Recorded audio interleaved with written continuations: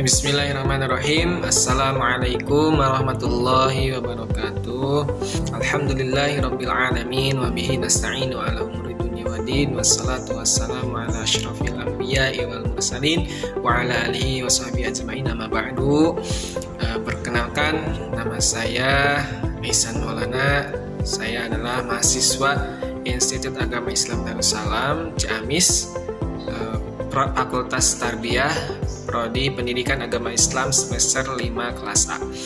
Nah, di sini saya akan menjelaskan tentang bagaimana sih konsep manusia menurut mazhab humanisme dan bagaimana konsep manusia menurut Al-Quran.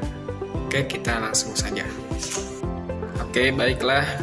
Pembahasan yang pertama itu adalah konsep manusia menurut mazhab humanisme. Nah, sebelum kita membahas tentang konsep manusia menurut mazhab humanisme, alangkah baiknya kita mengetahui dulu apa humanisme itu. Jadi humanisme itu berasal dari bahasa Latin yang berasal dari kata human, artinya manusia, dan isme adalah paham. Jadi humanisme itu adalah paham atau aliran yang mempelajari tentang manusia atau memanusiakan manusia, itulah intinya. Nah, jadi humanisme ini muncul sekitar tahun 1940 atau sekitar 1950-an. Dengan tokohnya itu, salah satu tokoh dari humanisme itu adalah Abraham Maslow. Nah, humanisme itu memandang bahwa manusia itu memiliki kehidupan yang diisi dengan berbagai kekreativitasan atau kebahagiaan, karena humanisme ini memandang bahwa manusia itu bisa bangkit dari ketidakbahagiaan, karena menurut humanisme manusia itu memiliki hal positif yang bisa dikembangkan untuk mencapai tujuannya atau untuk mencapai keinginannya, kehendaknya. Nah, itu adalah pandangan humanisme tentang manusia. Lalu bagaimana konsep manusia menurut mazhab humanisme? Nah, menurut mazhab humanisme itu psikologi humanistik ada 5 konsep dasar tentang manusia. Yang pertama itu ada free will, kehendak bebas. Yang kedua ada self image atau konsep diri. Yang ketiga ada self evaluation atau harga diri. Yang keempat ada self actualization atau aktualisasi diri, dan yang kelima, yang terakhir ada frame of reference, artinya itu adalah sifat empatik ya. Oke, baik, yang pertama yaitu ada free will. Jadi free will ini adalah kehendak bebas. Jadi hakikatnya manusia itu menurut mazhab humanisme itu bebas memilih antara yang baik dan yang buruk. Jadi apapun yang dilakukan manusia itu bebas, mau kemana juga terserah manusia itu sendiri. Tapi dalam kebebasan itu manusia dibekali oleh akal, sehingga manusia itu bisa memilih antara hal yang baik bagi dirinya atau hal yang buruk bagi dirinya. Jadi dari kebebasan itu manusia dikendalikan oleh akal. Jadi tidak sembarangan manusia itu berkehendak bebas, sehingga tidak akan berbuat keburukan jika akalnya itu digunakan dengan baik ya. Yaitu konsep manusia yang pertama itu free will, kehendak bebas. Kemudian yang kedua itu ada self image. Self image ini yaitu konsep diri. Jadi menurut mazhab humanisme atau psikologi humanistik, manusia itu bisa melihat dirinya itu seperti apa sih. Kalau misalkan ditanya kita itu, dirimu itu seperti apa sih? Jadi lalu kita menjawab, nah itu adalah self image. Kita bisa mengetahui diri kita itu seperti apa, karakter kita seperti apa, sifat kita itu seperti apa. Nah, itu adalah self image. Misalkan ada orang bertanya, kamu ini orangnya kayak gimana sih? Terus kita menjawab, aku ini orangnya diam, pendiam, aku itu orangnya soleh, aku itu orangnya sabar loh. Nah, itu adalah jawaban itu adalah self image. Jadi kita itu bisa mengetahui, melihat diri kita itu seperti apa. Nah, kemudian biasanya self image ini digandengi atau selalu bergandengan dengan self evaluation. Yang artinya bahwa dari self image itu kita bisa mengukur harga diri kita itu bagaimana. Misalkan kita melihat diri kita itu sebagai seorang yang sabar. Lalu kemudian di suatu saat kita itu marah-marah sampai ke misalkan dalam antrian kita marah-marah ke orang lain yang tidak antri. Berarti kita bisa mengukur diri kita, oh kita itu orang yang sabar. Kok kita bisa marah-marah seperti ini ya, padahal saya ini orangnya sabar. Nah, misalkan kayak gitu. Selain itu, misalkan lagi kita melihat diri kita itu orang yang baik, orang yang soleh misalkan. Lalu ada orang yang mengajak untuk berbuat kemaksiatan, misalkan mencuri. Loh, kok kita itu orang yang baik atau soleh?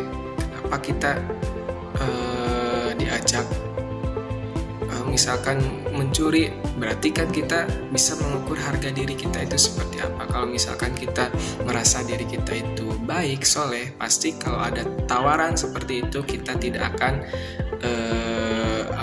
melakukan hal yang seperti itu. Nah, itu adalah konsep manusia yang ketiga tentang self evaluation. Yang keempat itu adalah self actualization atau aktualisasi diri. Artinya tadi disebutkan bahwa humanisme itu bahwa humanisme memandang manusia itu bisa mengembangkan potensi-potensi yang ada dalam dirinya. Nah, dalam konsep ini, aktualisasi diri itu potensi-potensi yang ada dalam diri kita itu bisa diwujudkan.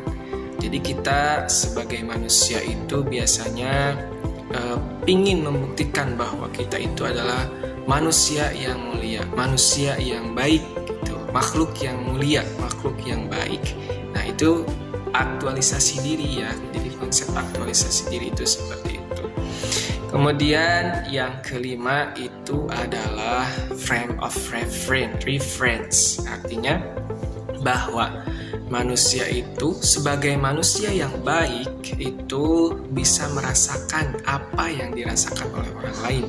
Artinya kita itu memiliki rasa empati. Jadi misalkan kalau kita tidak ingin dicubit, maka jangan mencubit orang lain, karena kita tahu bahwa dicubit itu sakit ya.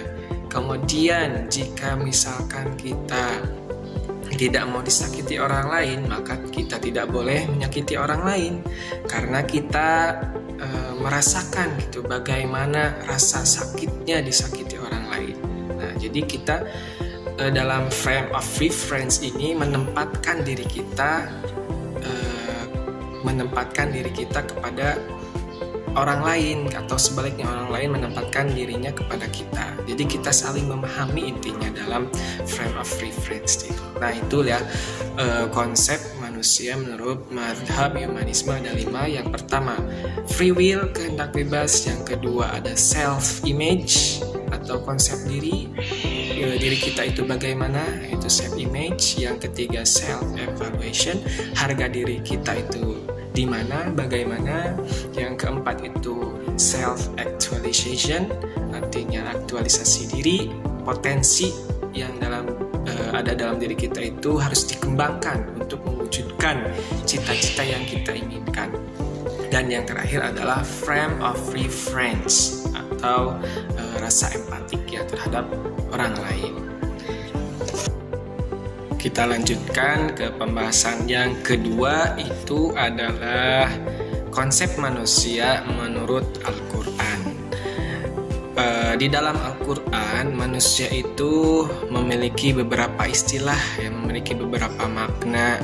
Yang pertama ada istilahnya Bani Adam, yang kedua itu ada istilahnya Al-Insan, Al-Uns, An-Nas, dan yang ketiga itu Al-Bashar.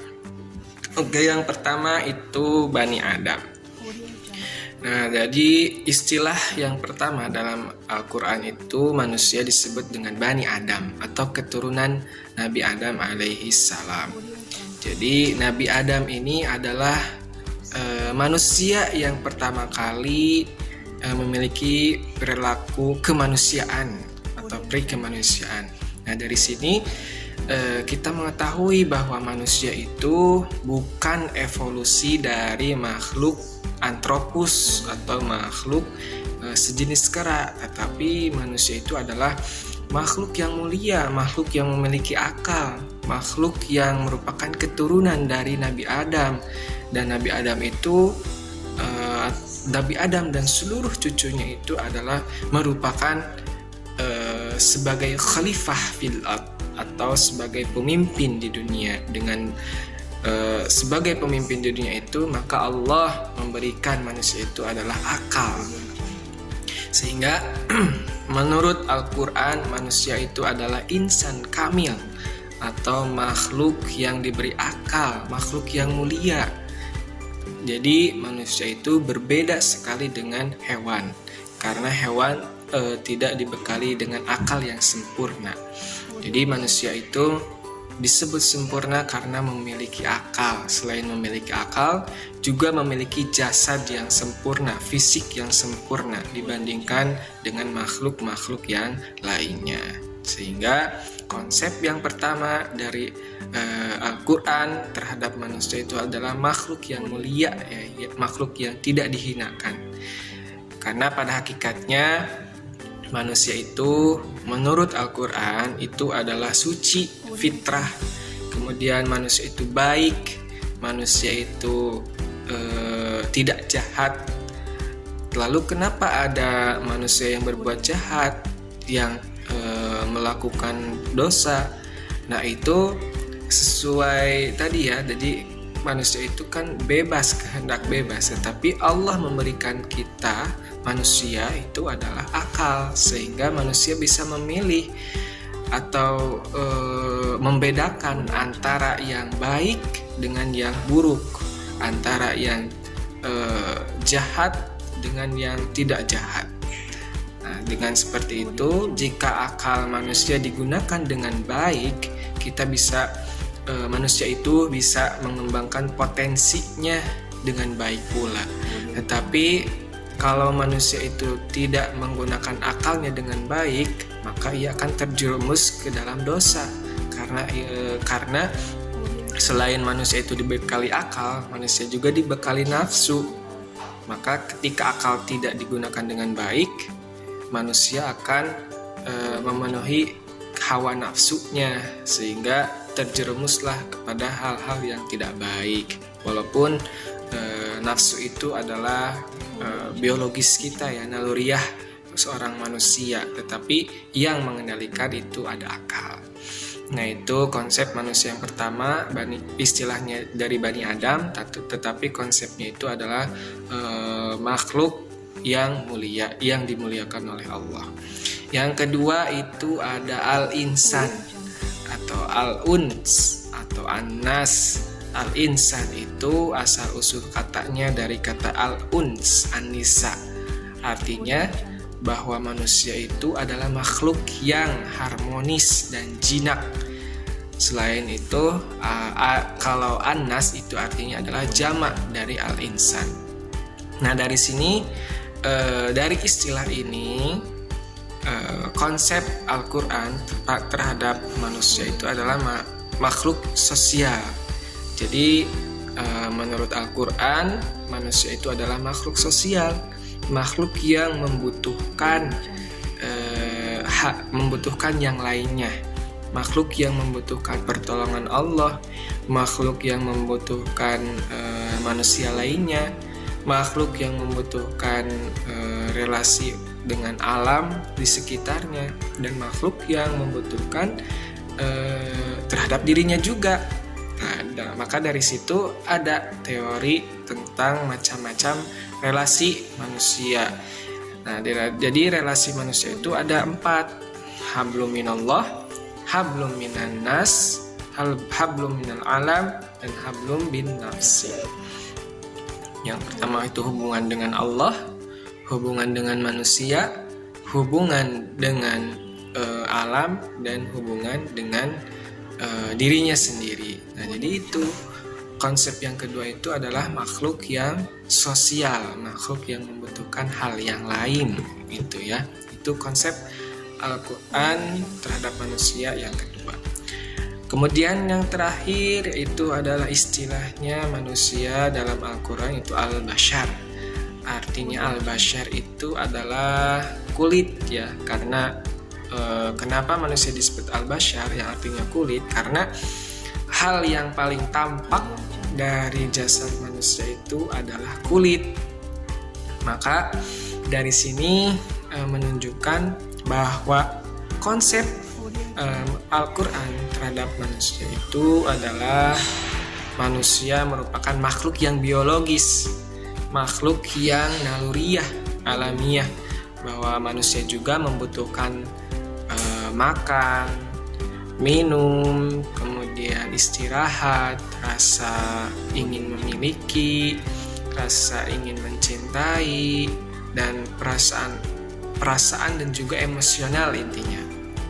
Jadi dari sinilah kita sebagai manusia itu adalah makhluk yang sosial, makhluk yang biologis, makhluk yang alamiah, naluriah seperti yang lainnya, seperti makhluk yang lainnya. Tetapi dalam hal ini manusia walaupun sebagai makhluk yang biologis, tetapi manusia diberikan akal oleh Allah Subhanahu wa Ta'ala. Maka dengan demikian, cara bermakan manusia, cara minum manusia, cara istirahat manusia, dan cara memenuhi kebutuhan biologis lainnya itu manusia harus dengan cara yang beradab, dengan yang bermoral, berbeda dengan hewan. Hewan bisa berak di mana-mana, hewan bisa makan apa saja yang diinginkannya, hewan bisa minum apa yang diinginkannya, hewan bisa melakukan hubungan seksual di mana saja. Tetapi berbeda dengan manusia, karena manusia itu memiliki akal, sehingga untuk memenuhi kebutuhan biologisnya manusia itu harus beradab, harus bermoral, supaya membedakan manusia dengan hewan itu seperti apa. Sehingga jika ada manusia yang dalam pemenuhan biologisnya itu dikatakan seperti hewan, tidak bermoral, tidak beradab, maka patut ditanyakan di mana kemanusiaannya itu. Nah, seperti itu ya. Oke, jadi kesimpulannya konsep Al-Quran terhadap manusia itu yang pertama itu makhluk yang mulia, sebagai makhluk yang mulia. Yang kedua sebagai makhluk sosial, dan yang ketiga adalah sebagai makhluk yang biologis, makhluk yang alamiah, naluriah. Nah, itu adalah konsep Al-Quran terhadap manusia. Demikianlah apa yang saya dapat sampaikan mengenai pembahasan tentang konsep manusia menurut mazhab humanisme dan konsep manusia menurut Al-Quran. Mudah-mudahan ada manfaatnya, dan mohon maaf apabila dalam penyampaian yang saya sampaikan itu banyak kekurangannya, dan mohon maaf juga apabila ada kesalahan mengenai materi yang saya sampaikan. Terima kasih atas perhatiannya. Hasbunallahu wa ni'mal wakil. Wassalamualaikum warahmatullahi wabarakatuh.